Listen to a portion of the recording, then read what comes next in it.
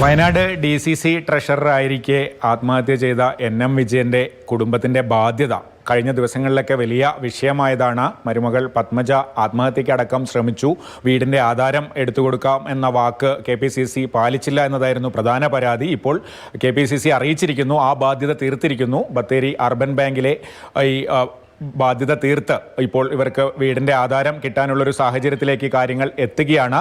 NM വിജയന്റെ കുടുംബമാണ് എന്നോടൊപ്പം ഉള്ളത്. മകൻ വിജേഷും മരുമകൾ പത്മജയുണ്ട്. അച്ഛൻ കത്തിൽ വ്യക്തമാക്കിയിട്ടുള്ള കാര്യമാണ്, ഇത് പാർട്ടിക്ക് വേണ്ടി വെച്ചതാ എന്ന് അച്ഛൻ വ്യക്തമാക്കി പറഞ്ഞതുകൊണ്ടാണ് നമ്മൾ അവരെയായിട്ട് സമീപിക്കുകയും ഈ കാര്യങ്ങളിൽ തന്നെ ഉറച്ചു നിൽക്കുകയും ചെയ്തത്. നേരത്തെ ഒരു 20 ലക്ഷം രൂപ തന്നു എന്ന് പറഞ്ഞു. ഇനിയിപ്പോൾ എന്തെങ്കിലും വേറെ ബാധ്യതകൾ കുടുംബത്തിനെ സംബന്ധിച്ച്, നിങ്ങളെ സംബന്ധിച്ച് ഇനിയിപ്പോൾ ഇതോടെ തീരുമോ പ്രശ്നങ്ങൾ?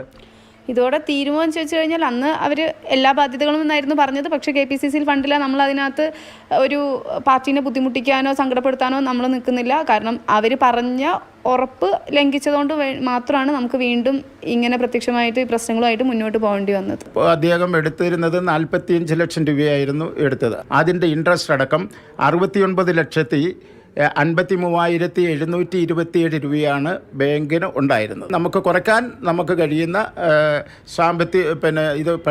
പലിശ കുറച്ചതിന് ശേഷം 59,35,547 രൂപയാണ് അടയ്ക്കേണ്ടത്.